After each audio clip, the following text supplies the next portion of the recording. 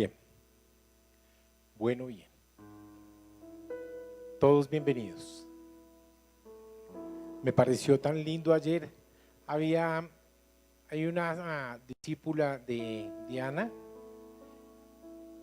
Llegó muy temprano, fue de las que primero llegó. Iba con su hija, con su mamá y con su abuelita. A 4 generaciones. Qué barbaridad, qué privilegio. Yo que ya no tengo ni mamá, imagínense. 4, abuela y bisabuela. Wow, qué lindo. Todas dispuestas. Bueno, bien. Preguntas. ¿Es posible que alguno sea cristiano y se niegue a vivir como un cristiano? ¿Está buena esa pregunta o no? Otra. ¿Es cristiano uno que no ora, no lee ni escudriña la Biblia y no va a la iglesia?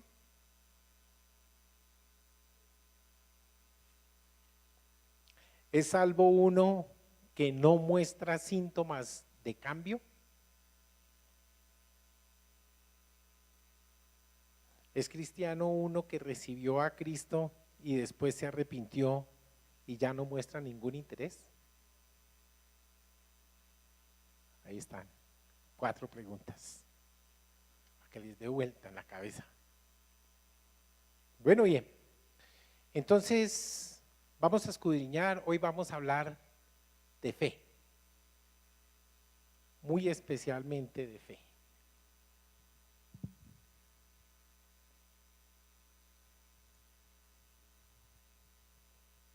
Hablando de fe, me parece una coincidencia muy grande que el libro de los Romanos, del que hemos dicho que es la constitución del reino, ¿no? ¿Ustedes sí saben para qué es la constitución? ¿Qué es una constitución? A nosotros aquí en Colombia nos rige ahorita la constitución ¿de qué año? Del 91, muy bien. Y anterior a esa había otro que era ¿de cuándo? 1886, muy bien, entonces cambió, nos duró harto la otra. La Constitución justamente es la que nos marca a nosotros las reglas de comportamiento, cuáles son nuestros deberes, cuáles son nuestros derechos. Es macro, ¿no? Es una ley macro. Muy bien. El libro de los Romanos es la Constitución del reino. Ya lo habíamos dicho, ¿cierto? Maravilloso libro, el que no lo ha leído, haga el favor de leerlo. Muy bien, se supone que ya todos lo leyeron porque ya todos debimos haber leído completo el Nuevo Testamento. O sea, si alguno no sabe Romanos, hizo trampa, se pasó por encima. Ok, bueno, muy bien. De modo pues que me parece, yo creo que no es coincidencia, en la Biblia no hay coincidencias, hay cosas sencillamente que el Señor puso ahí para que nosotros las escudriñemos. Y fíjense ustedes que me llamó poderosamente la atención que el primero y el último capítulo del libro de los Romanos hablan de una misma cosa. Y ahora mismo lo vamos a leer y lo vamos a escudriñar para que ustedes vean cuán bonita es la palabra del Señor y cómo nos orienta para saber exactamente el Señor qué es lo que quiere de cada uno de nosotros. ¿De acuerdo? Vamos pues. Abramos nuestra Biblia. ¿Todos tienen Biblia? Sí. ¿De papel? A verla, quiero verlo, quiero verla. Muy bien, muy bien, está muy chévere. Vamos entonces al libro de los Romanos.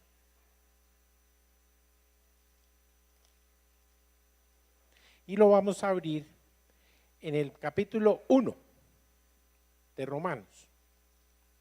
Capítulo 1 de Romanos. Yo ya tenía mi cinta y vea. Ok, muy bien. Y del capítulo 1 vamos a leer el verso 5.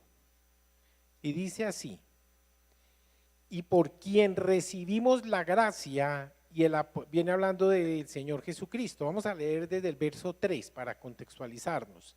acerca de su Hijo, nuestro Señor Jesucristo, que era del linaje de David según la carne, que fue declarado Hijo de Dios con poder según el Espíritu de santidad por la resurrección de entre los muertos. Y el verso 5 dice, por quien recibimos la gracia, el apostolado, ¿para qué? ¿Para la qué? ¿Para la qué?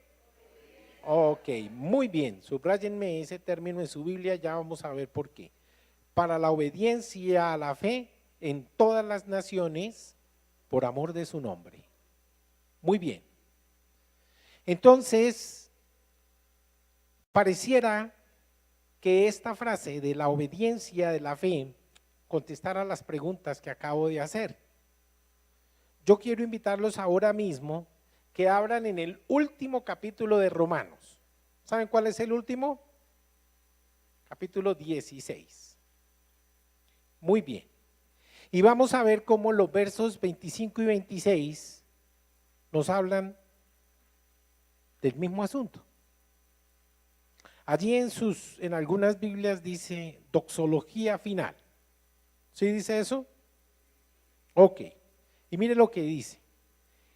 Y al que puede confirmaros, según mi evangelio, la predicación de Jesucristo, según la revelación del misterio que se ha mantenido oculto desde tiempos eternos, pero que ha sido manifestado ahora y que por las escrituras de los profetas, según el mandamiento del Dios eterno, se ha dado a conocer a todas las gentes, ¿para que qué?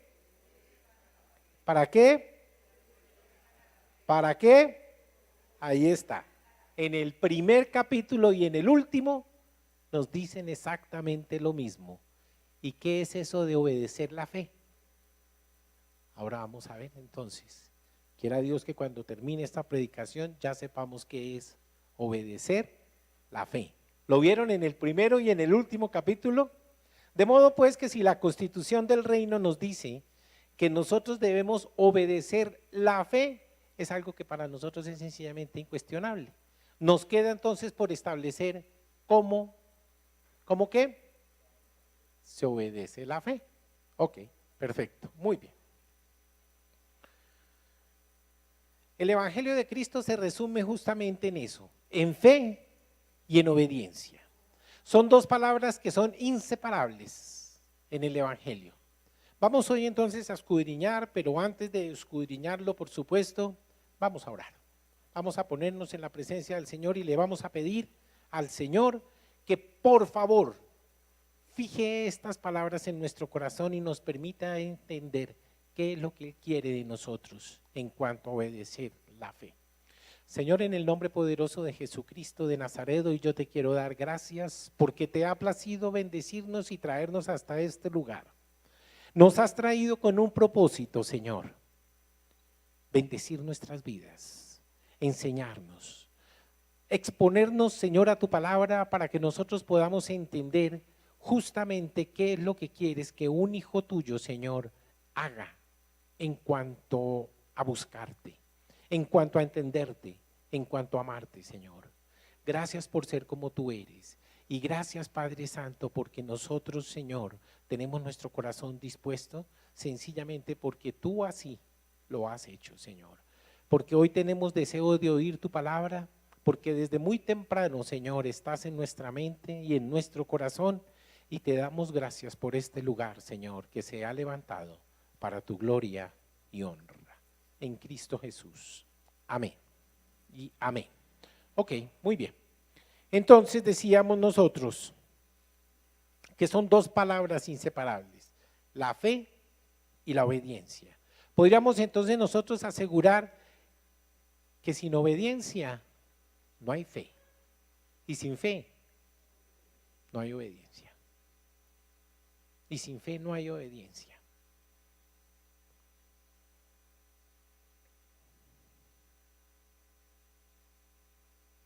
Yo creo que ahí en esos dos capítulos vamos a encontrar la respuesta. Vamos entonces, por lo regular, cuando queremos nosotros hablar acerca de qué es una cosa, resulta muy ilustrativo entender qué no es. Eso. Entonces, vamos a empezar por ahí. ¿Qué no es la fe? Vamos a ver qué no es la fe.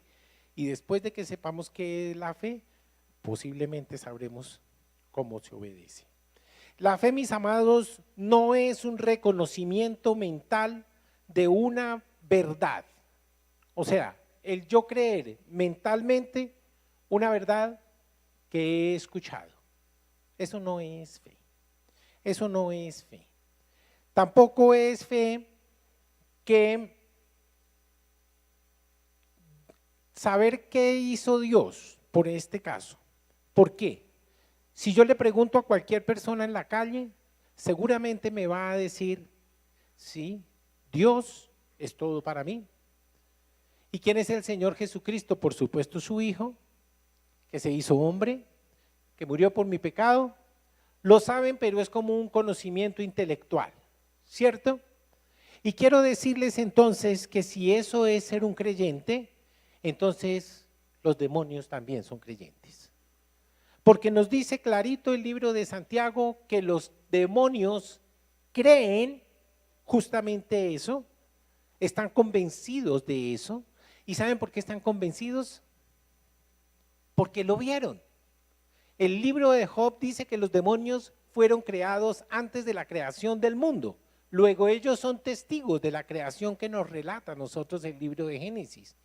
Y si eso es así, entonces ellos no solamente fueron testigos, ellos lo vieron y deliberadamente no quieren creer. Están en el bando opuesto, ¿cierto? Pero entonces, si los demonios creen y muchas personas creen, la pregunta entonces correcta en este momento sería, ¿qué diferencia mi fe de la de los demonios? ¿Buena pregunta o no? ¿Qué diferencia mi fe de las de los demonios? Entonces vamos a ver por qué. Porque es que los demonios admiten esa verdad. Acabamos de decir que la fe no es admitir simplemente una verdad, porque ellos lo admiten. Pero resulta que nosotros hay un elemento especial y ahorita lo vamos a ver. ¿Qué es ese elemento especial que hace que nosotros tengamos fe en Dios? Entonces, en ese orden de ideas, los demonios tienen una idea más o menos, creen en el Señor Jesucristo, más o menos de la misma manera que yo creo en Simón Bolívar, ¿cierto? Sin embargo, ellos tienen un punto a favor y aún así no se han convencido, es que ellos fueron testigos. Yo no fui testigo de la vida de Simón Bolívar. Yo la creo porque los libros de historia me la cuentan. No tengo por qué ponerlo en duda. ¿Alguno de ustedes podrían negar la existencia de Simón Bolívar? ¿Será que ese señor existió? O si no, nos engañaron en la escuela, ¿cierto? ¿Y qué sabemos de él? Hombre, fue el libertador de 5 naciones, fue un militar ejemplar, fue un hombre muy estudioso, fue un hombre que viajó, se educó en Francia, ustedes recuerdan, ¿no? Nos contaron a nosotros. Y de todos modos fue un hombre interesante, pero definitivamente, y aunque lo conocemos, yo no me he arrodillado ante una imagen de él, ni creo que él me pueda salvar, ¿cierto? Entonces yo tengo un conocimiento histórico, así es como creen los demonios en el Señor Jesucristo. Pero en cambio hoy, y las personas que estamos aquí, creemos en el Señor Jesucristo de una manera distinta, porque sí hemos doblado ante Él nuestra rodilla, y estoy seguro que la gran mayoría de nosotros le ha conocido. Y le ha conocido ¿por qué? Por una razón muy simple. Simón Bolívar está muerto, ¿o no? Ok, muy bien. Jesucristo está vivo. Él está vivo. Y justamente porque está vivo yo hoy lo puedo conocer. Y justamente porque está vivo, Él puede hablar conmigo y yo puedo hablar con Él. Porque si está muerto, está muerto. En una oportunidad yo les conté, estuvimos orando por un señor, colega mío, estaba muy mal, muy mal. Hacía 14 días estaba en la unidad de cuidados intensivos de la clínica del Country. Y una señora, que si bien es cierto no es una cristiana comprometida, es una persona creyente, tenía ya a su esposo, Y justo el día de su cumpleaños, el regalo de cumpleaños fue decirle, no hay nada más que hacer por su esposo. Un domingo fue eso.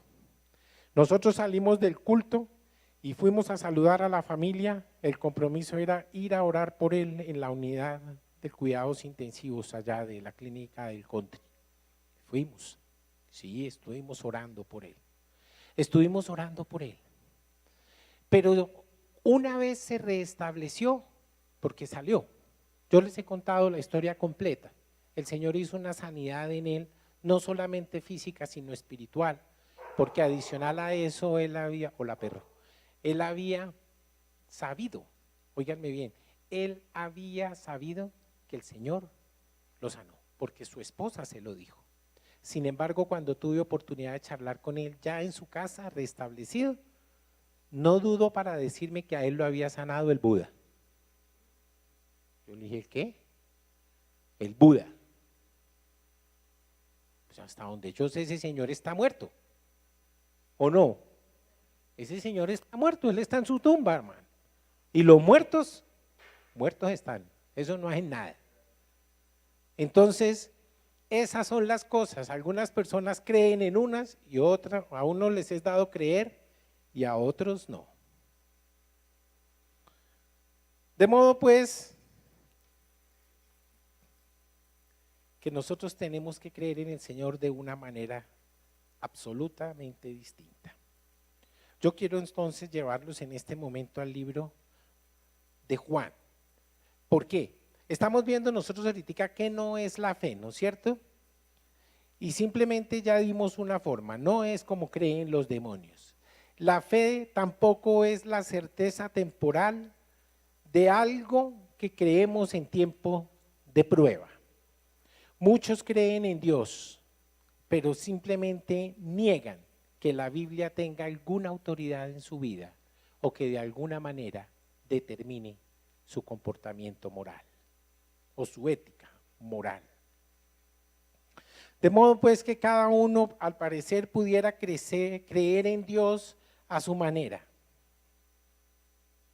Todos quieren las promesas, pero simplemente llevan vidas pecaminosas. No se les ocurre pensar en santidad. No se les ocurre pensar en santidad. Anhelan el cielo, pero no tienen hambre ni sed de justicia.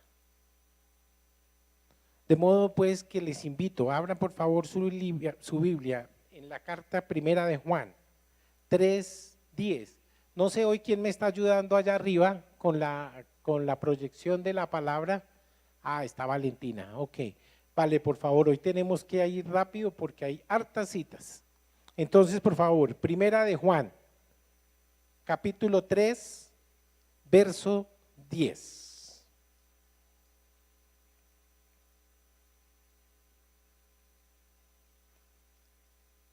Ok, ya está listo. Dice así, en esto se manifiestan los hijos de Dios. ¿Quiénes son los hijos de Dios? Ok, y los hijos del diablo. Todo aquel que no hace justicia y que no ama a su hermano. ¿Cómo les quedó el ojito? Oiga bien, este es, por favor, el anterior. Ok, bien. En esto se manifiestan los hijos de Dios. ¿Y los hijos de quién? De diablo. Todo aquel que no hace justicia y que no ama a su hermano, no es de Dios. Entonces parece que está surgiendo una cosa nueva. ¿Por qué? Porque ¿qué tiene que ver el amor con la fe? ¿Qué tiene que ver el amor con la fe? ¿Qué tiene que ver amar al hermano con la fe? Como que no lo tenemos muy claro, ¿cierto? Pero sí hay algo que está relacionado con la fe. Y ahorita lo vamos a ver cuando empecemos en el siguiente punto a ver qué sí es la fe.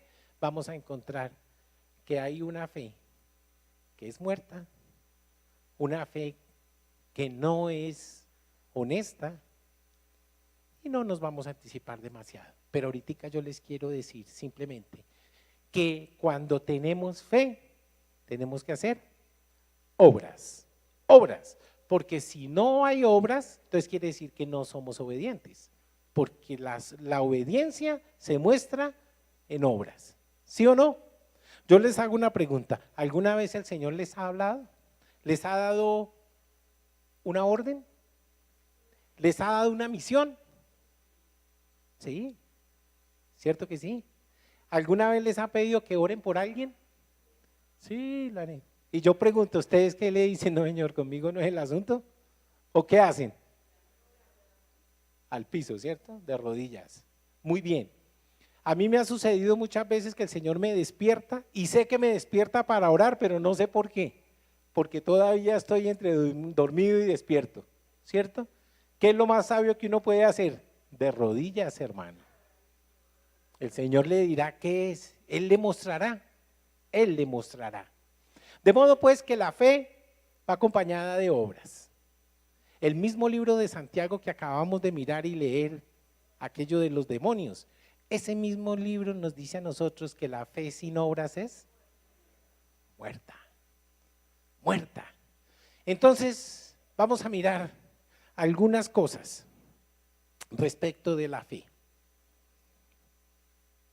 Miremos por favor algo relacionado con ese grupo de la iglesia y cómo es que cree. Primera de Juan, estamos en el mismo Primera de Juan y lo vamos a ver, estábamos leyendo en el verso 3, ahora devuélvete un capítulo, por favor. Vamos al capítulo 2 y vamos a leer el verso 19. Santiago, capítulo 2, verso 19. Perdón, no, discúlpame. Primera de Juan, sí, Primera de Juan, perdónenme. Dice así, salieron de nosotros, pero no eran de nosotros. ¿De quién están hablando? De un grupo que abandonó la iglesia. Se fueron, muy bien. Salieron de nosotros, pero no eran de nosotros. Porque si hubiesen sido de nosotros, habrían permanecido con nosotros. Pero salieron para que se manifestase que todos, ¿qué? Que no todos no somos de mí. ¿Qué quiere decir? Que muchas veces uno en la iglesia ve personas que no pertenecen a la iglesia y de pronto se van. Pero aquellos que se van y no vuelven, ¿qué es lo que nos dice la palabra? Que no eran de nosotros. Así de simple. ¿Difícil de creer, de entender? No, clarito, ¿no es cierto? Entonces quiere decir que aquí hay turistas. En las iglesias hay ovejas, en las iglesias hay corderos, en las iglesias hay lobos. Hay de todo un poquito, ¿cierto? Pero lo cierto del caso es que el Señor dice acá que aquellos que no son de nosotros, simplemente se van a ir. Dice que el príncipe de los predicadores ingleses, ¿recuerdan ustedes a quién se conoce con ese nombre? Carlos Spurgeon. Solía decir lo siguiente, y lo cito entre comillas: si el declarado converso incuestionable y deliberadamente, incuestionable, porque están en desorden mis hojas, aquí, incuestionable y deliberadamente declara que conoce la voluntad del Señor, pero no la obedece, usted, el que cree, no está para consentir sus presunciones, pero es su deber asegurarle que no es salvo. ¿Lo volvemos a leer? ¿Qué tal esa? Lo dice Charles Spurgeon. Dijo, si el declarado converso, incuestionable y deliberadamente declara que conoce la voluntad del Señor, pero no la obedece, usted no está para consentir sus presunciones, pero es su deber asegurarle que no es salvo. ¿Qué tal esa? Ahora sí veamos qué es la fe. Ahora sí vamos a ver qué es la fe. Ya vimos hasta ahora qué no es la fe. O sea, un desobediente no tiene fe. Muy bien, ¿qué es la fe que salva? Es simplemente confiar en el Señor Jesucristo para el perdón de pecado y ¿para qué más? Para vida eterna. Muy bien, muy bien. Eso es lo que nosotros tenemos que creer. Efesios 2, 8 y 9 nos lo dice clarito, ¿cierto? Ya nos lo sabemos de memoria, porque por gracia sois salvos por medio de la fe. ¿De la fe en quién? En Cristo. Y esto no de vosotros, pues es don. ¿Qué es un don? Un regalo. es un don de Dios, no por obras, no por obras, para que nadie se gloríe. Entonces estamos cometiendo aquí un error. No, aquí no hemos dicho hasta ahora que es que la salvación es por obras. Lo que hemos dicho es que el que cree y es salvo tiene que hacer unas obras, ¿no es cierto? ¿Y cuáles son esas obras? Miremos el verso 10, por favor. Valentina, por favor. Efesios 2, 10. Dice, porque somos hechura suya, creados en Cristo Jesús, ¿para qué? ¿Para qué? Entonces sí tienen que ver las obras, las cuales Dios preparó de antemano, ¿para qué? Entonces, en otras palabras, Dios espera que el que es salvo se comporte de una forma diferente a aquel que no lo es. Simple, ¿cierto? El Señor Dios Todopoderoso, Él dice que, miren lo que dice aquí, fuimos creados para buenas obras, para que nosotros hagamos buenas obras. Eso no quiere decir que eso nos dé la salvación, pero sí que nosotros tenemos que actuar de manera distinta de aquel que no es salvo. Simple, ¿cierto? Ok, ya estamos viendo entonces qué es la fe. Mire que encontré unas estrofas de un himno que tiene muchísimos años. No me pregunten cuántos porque no sé. Pero mire qué linda letra tiene. Dice, mi fe descansa en el buen lugar, no en una religión. Confío en el viviente Rey, pues Él murió por mí y no preciso discutir ni un argumento más. Me basta que Cristo murió y que Él murió por mí. Lindo, ¿no? ¿Sí la han escuchado alguna vez? Yo realmente no la he escuchado. No la he escuchado.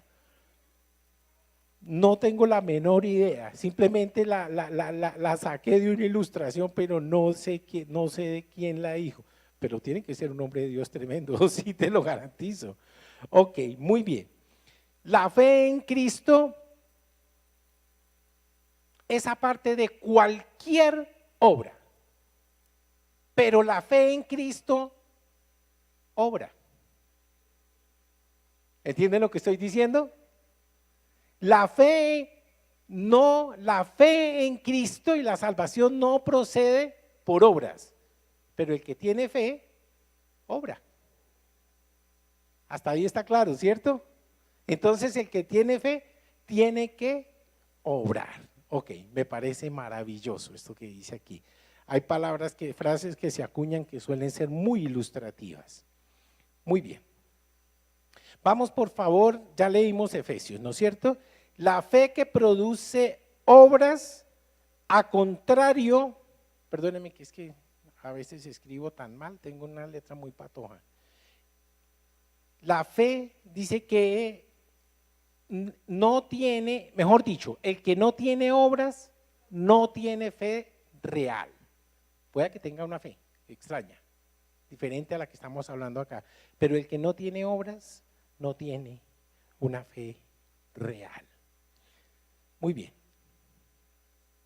La fe que trae salvación no tiene una condición de buenas obras, pero tiene consecuencias de las mismas. Ahorita les voy a leer una frase también acuñada lindísima que lo resume muy bien.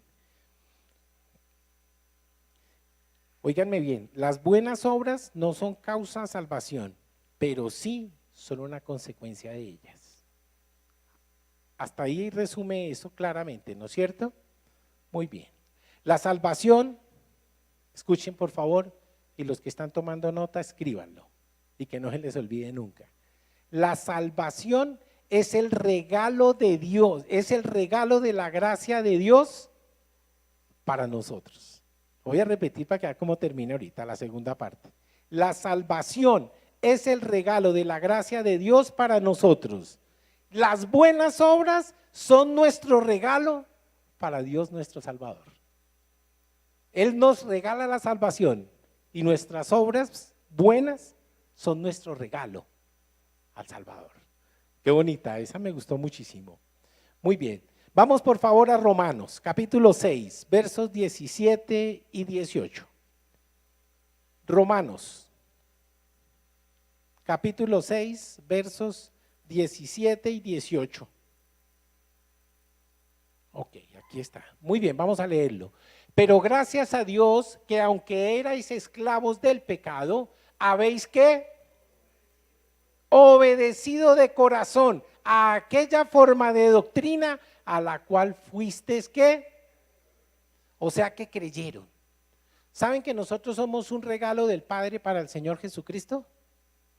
Todo lo que el Señor hizo fue para la gloria del Padre. Y todo lo que nosotros hagamos es para la gloria del Señor Jesucristo. Entonces, por favor, leamos nuevamente. Pero gracias a Dios que aunque erais esclavos del pecado, escuchamos nosotros el Evangelio y habéis obedecido de corazón aquella forma de doctrina a la cual fuisteis entregados. ¿Cuál es esa forma de doctrina? El Evangelio de nuestro Señor. El verso siguiente, por favor. Y libertados del pecado, vinisteis a ser siervos de la justicia. ¿Ustedes se imaginan un siervo que no sea obediente? ¿Qué le puede suceder? Dice el Señor, ¿por qué me llaman Señor, Señor, si no hacen lo que yo les digo? ¿Quién es el Señor? ¿Por qué nosotros le decimos Señor?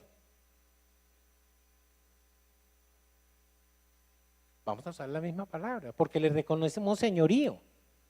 ¿Qué es señorío? Que Él está por encima nuestro. Nosotros somos siervos de Él, siervos de Él. Y Él lo dice, ¿son mis siervos? Sí. ¿Y entonces por qué no hacen lo que yo digo? ¿Por qué no son obedientes? Por una sencilla razón, porque no tenemos fe. ¿Sí estamos entendiendo para dónde va todo el asunto? Y vamos a continuar. Ahora, por favor, ahí mismo en el capítulo 6 de Romanos, ubiquémonos en el verso 22.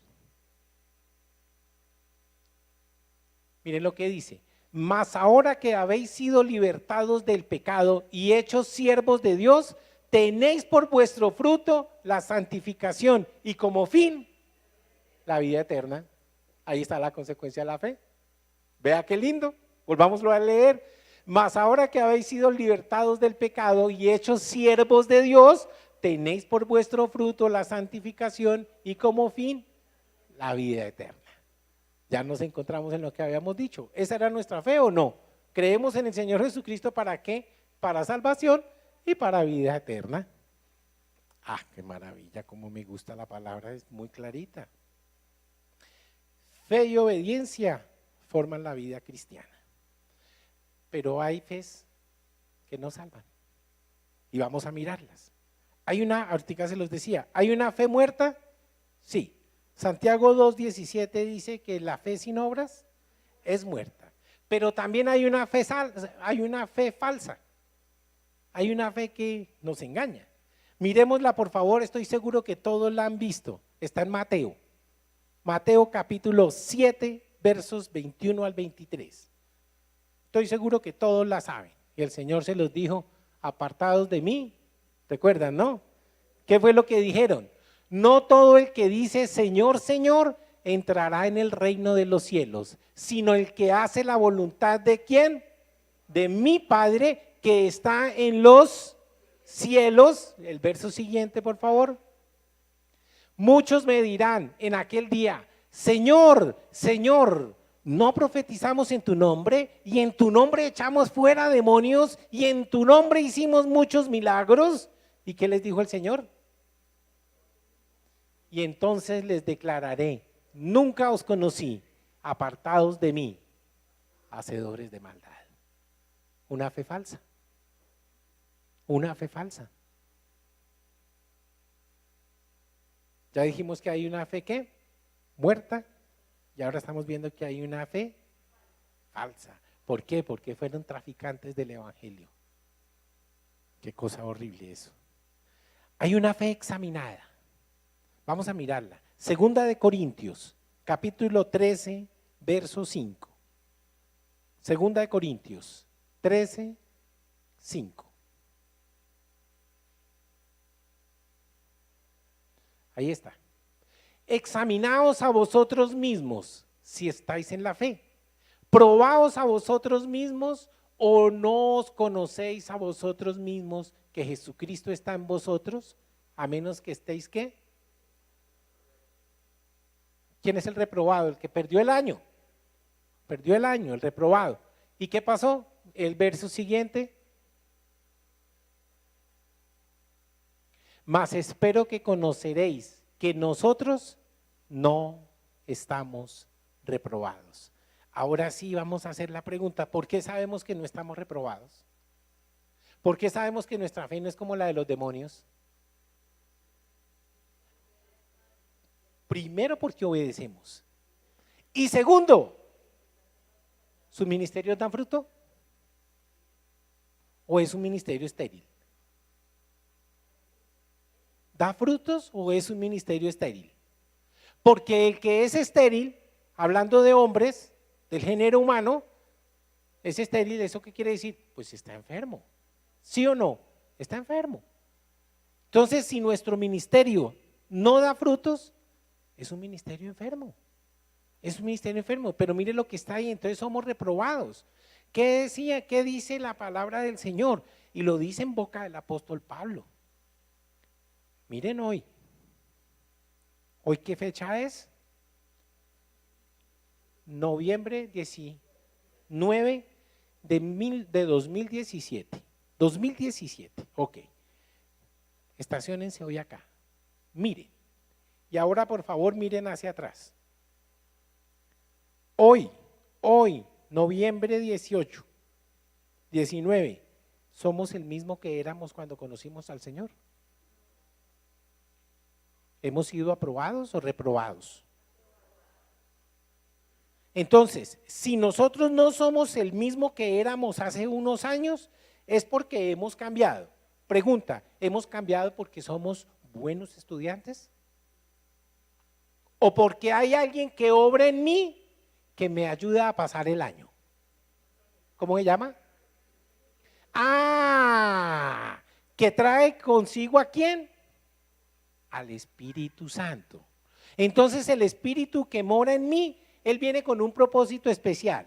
Y ya varias veces se los he dicho y ya saben que ese no es. Él no vino a solucionar un problema de vivienda que él tenía. ¿Cierto? Vive en mí por eso, porque no tenía dónde más vivir. No. Él vino con un propósito, hacer de mí la persona que Dios quiere que yo sea. Es Él el que va a quitar todo aquello que no glorifique el nombre de Dios. Es Él. Él es el que me va a bruñir. Yo me acuerdo que el otro día, cuando yo hacía mi práctica en la cárcel modelo, había un señor que estaba allí privado de la libertad, que era el que me lustraba los zapatos. Todos los miércoles por la tarde llegaba a lustrarme los zapatos. Era la lustrada más barata de todas, porque él no cobra, lo que usted me quiera dar, eso está bien. Entonces llegaba ahí. Lo raro de él, y yo ya creo que se los había comentado, es que él nunca levantaba la cara. Nunca. Hablaba siempre mirando al zapato. Pero él decía que hasta que no se viera en el zapato, no dejaba de darle brillo. Hasta que yo no me vea ahí, no dejo de darle brillo. Yo creo que el Espíritu Santo es así. Hasta que Él no se vea reflejado en mí, no deja de darme brillo. Sí, no deja de darme brillo. De modo que nosotros tenemos que mirar si nosotros hemos cambiado. Si hemos sido reprobados o hoy somos siervos aprobados, que tenemos fe y somos obedientes. El que no obedece al Señor no lo tiene en el corazón, no le reconoce señorío, su vida no ha cambiado nada. Y si usted no ha cambiado nada, quiere decir que el Espíritu no está en usted. Y si el Espíritu no está en usted, usted no es de Cristo. ¡Sas! Ahí está el resumen. Usted no es de Cristo si no ha podido cambiar.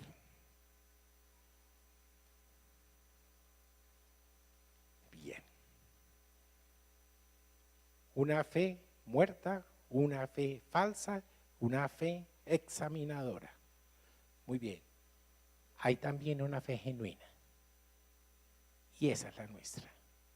Hay una fe genuina. Por favor, miremosla en Romanos, capítulo 1, versos 17, verso 17.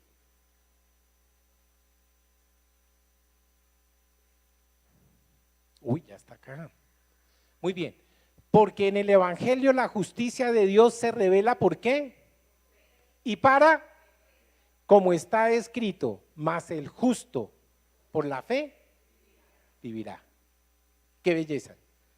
¿Quieren que les cuente que ese fue el detonante de la reforma? ¿Sabían esa parte de la historia? No. Estábamos hablando de Lutero hace poco, ¿no? ¿Ustedes sabían que Martín Lutero era un monje flagelante? Quiere decir que se daba de fustigazos, ¿sí?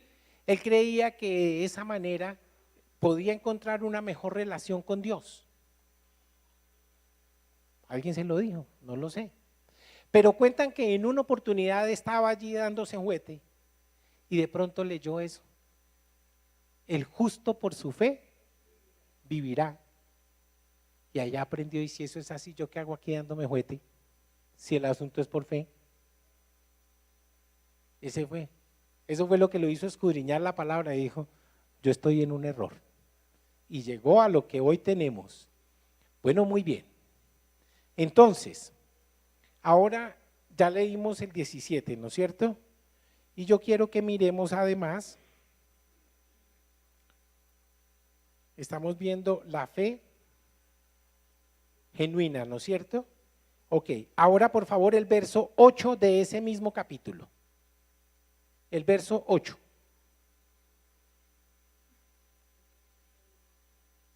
Para vivirla, mire. Primeramente doy gracias a mi Dios mediante Jesucristo con respecto a todos vosotros de que vuestra fe se divulga por todo el mundo. Entonces ya están dando testimonio. Eso es una obligación del creyente, dar testimonio público de las cosas que Dios ha hecho en su vida. Esa es una muestra de una fe genuina, una fe que tiene frutos, una fe que hace cambios, que obra cambios en mi vida y una fe que me lleva a dar testimonio público de las cosas que Dios ha hecho en mí. Esa es una fe genuina. Yo les quiero hacer una pregunta.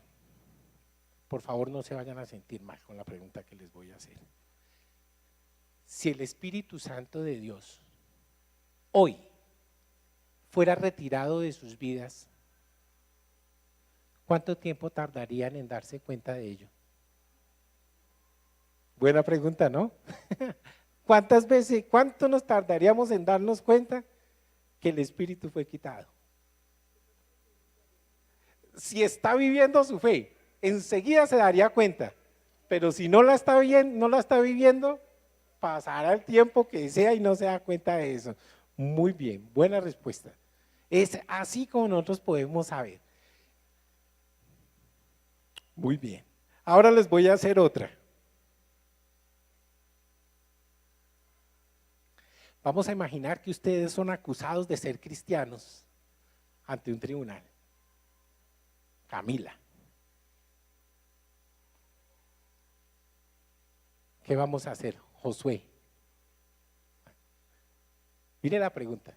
Ya están acusados de ser cristianos ante el tribunal. ¿Sí?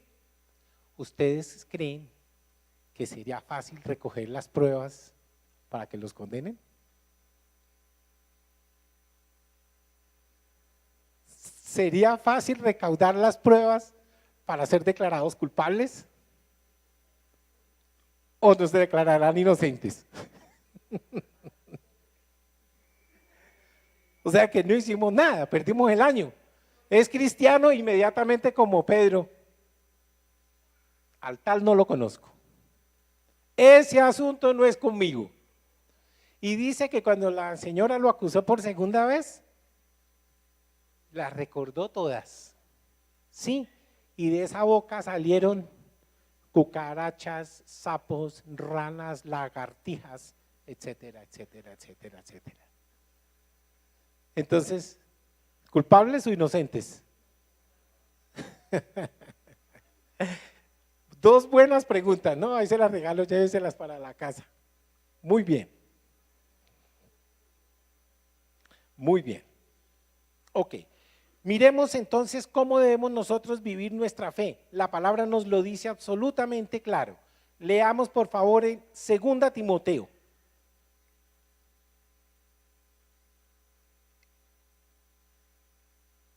Capítulo 4, verso 7. Caracoles, ya no estoy seguro aquí, sí. 2 Timoteo 4, 7. Mírenlo. O sea que la fe es para pelearla, ¿cierto? He peleado la buena batalla, he acabado la carrera, he guardado la fe. Mira lo que nos lleva a nosotros la fe. Nosotros tenemos que llevar, es una pelea. Es una pelea. Ahora yo les hago la pregunta, si alguien le reclama razón de vuestra fe, ¿sabrían defenderla? ¿Sabrían defenderla? Si hoy llega el testigo de Jehová a su casa y le dice que Jesucristo no es Dios, ¿usted tiene forma de decirle que sí? ¿O se rajó?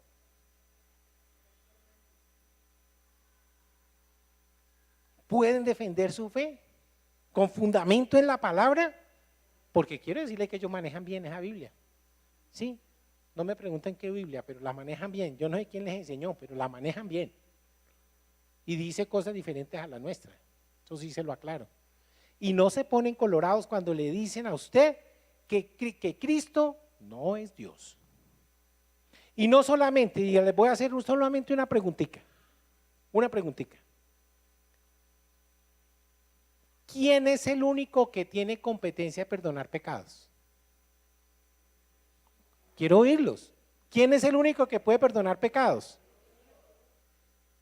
Dios, únicamente Dios, ¿cierto?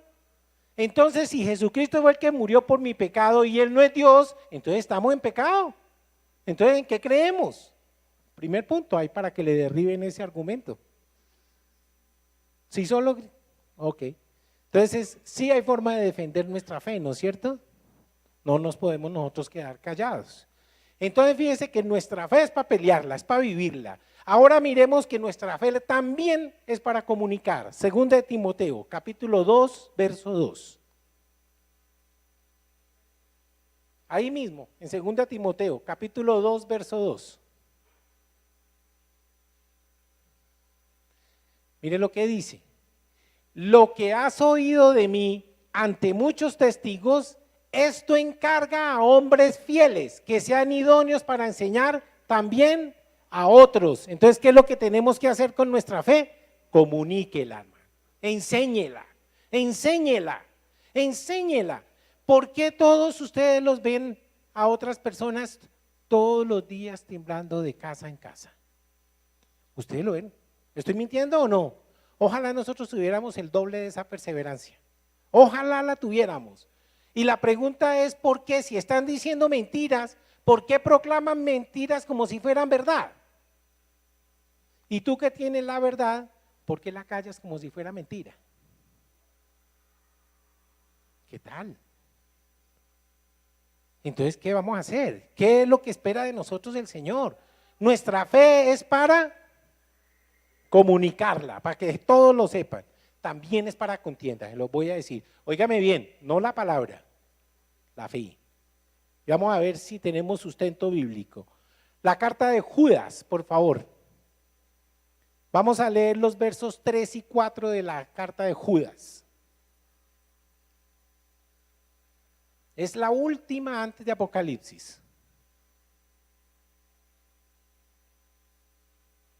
Ese Judas era hermano del Señor Jesucristo, ¿no? ¿Ustedes sí sabían? Hermano del Señor Jesucristo. Era el mismo Jacob. Perdón, no te escuché. Jacob.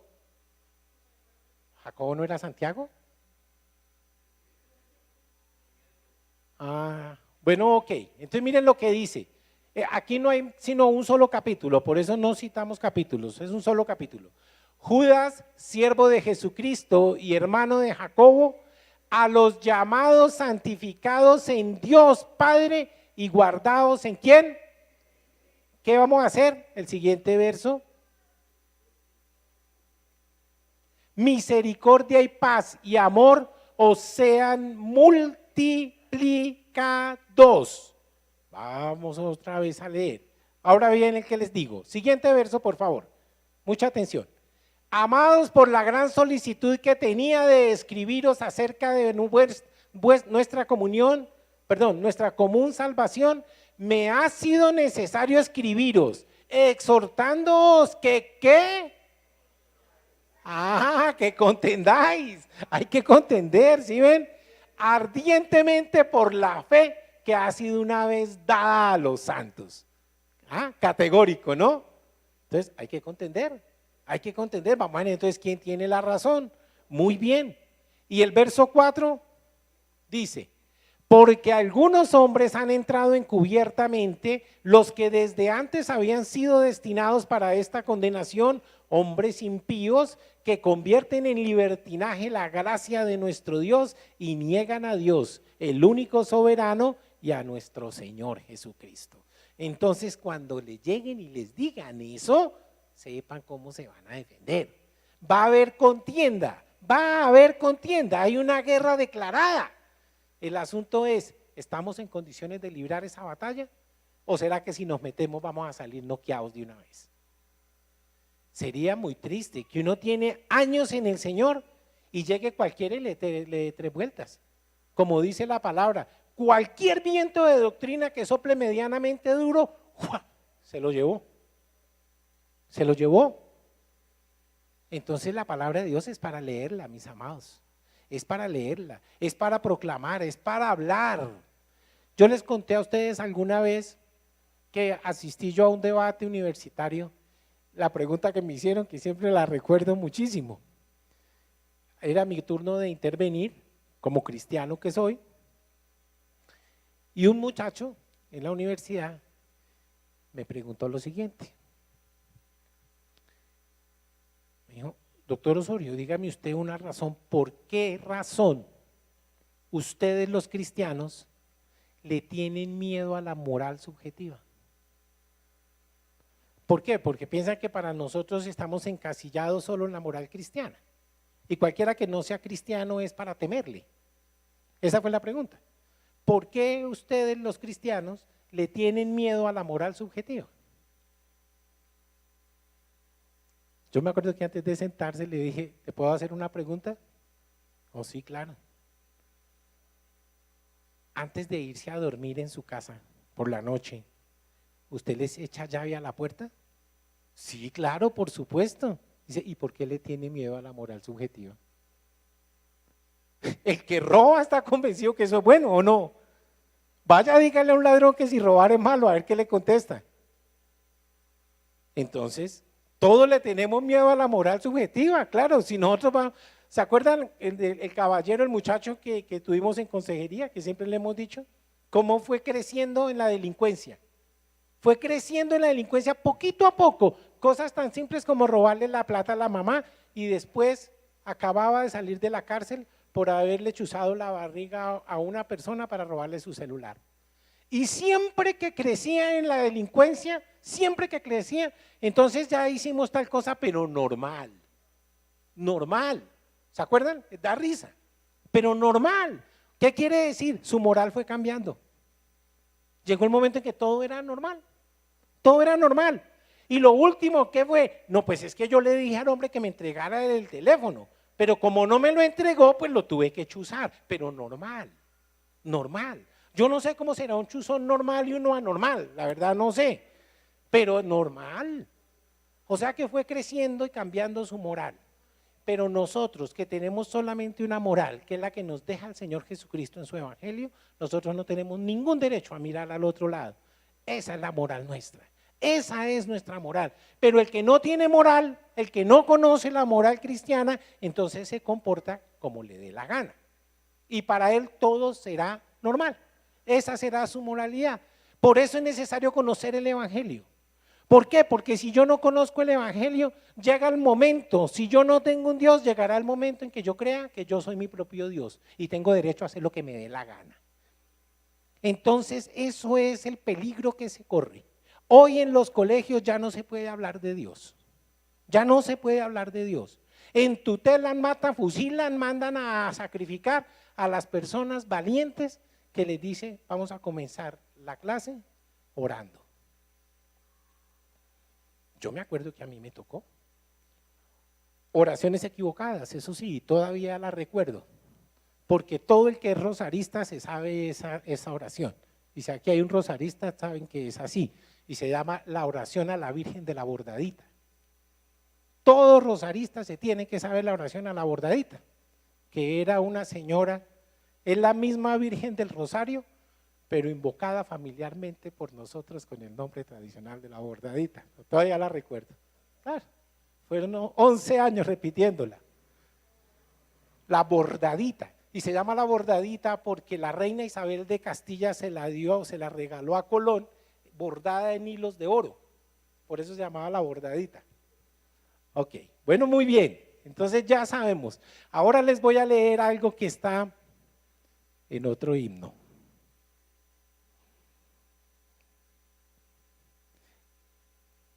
¿Quieren que les diga una cosa?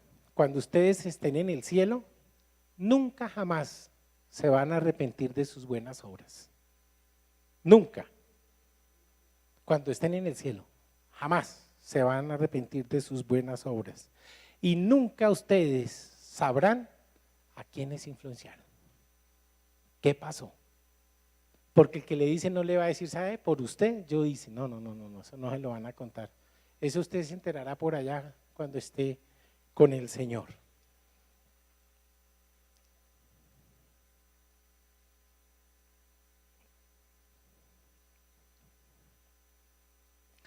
No hace mucho estuve charlando con un amigo que me dijo, oiga Jairo, ¿usted se acuerda que yo tenía una camioneta vieja hace 15 años? Yo sí me acuerdo, de hecho yo conduje esa camioneta alguna vez. Me dijo, yo con esa camioneta inicié un negocio de acarreos, yo hacía acarreos ahí, en esa camioneta. Hoy tengo 25 camiones y proyecto que este año voy a hacer 50 millones de pesos en el mes de diciembre. Para mí, esa va a ser mi utilidad este año. 50 millones de pesos. Pero hoy confieso que soy una persona totalmente lejana y falta de compromiso con el Señor Jesucristo. En algún momento se le olvidó el Señor, en algún momento se le olvidó. Y ese día me lo decía, yo tengo que volver, necesito que me ayude, porque yo me olvidé del Señor. Mire, grave cosa, cambiar dinero por el Señor. Eso no tiene presentación. Se le olvidó. ¿Recuerdan la primera pregunta? ¿Es cristiano uno que se dice cristiano pero no se comporta como uno? Ahí lo tiene. No lo es. No lo es. Si vieron que todas las preguntas, ¿hacemos otra? ¿La volvemos a plantear ahora para poder decir a ciencia cierta? No, no es un cristiano. No lo es.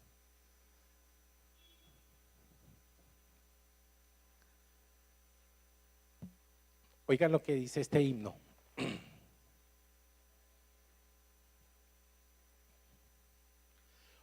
Obedecer y confiar en Jesús es la senda marcada para andar en luz. Obedecer y confiar en Jesús es la senda marcada para ¿qué? Andar en luz. Ahí la tiene. Eso es la obediencia de la fe. Eso es la obediencia de la fe. Contestada la pregunta, ahora la voy a hacer. ¿Cuántas eran? 4. Primera, ¿es posible que alguien sea cristiano y se niegue a vivir como uno? No, quiero escucharlos. Ok, ¿es cristiano uno que no ora, que no escudriña ni lee la Biblia y no va a la iglesia? No. ¿Es salvo uno que se muestra, que no muestra síntomas de cambio? No. ¿Es cristiano uno que recibió a Cristo y después se arrepintió y nunca muestra interés? No. Ahí están las respuestas. Iglesia, nos ponemos en pie.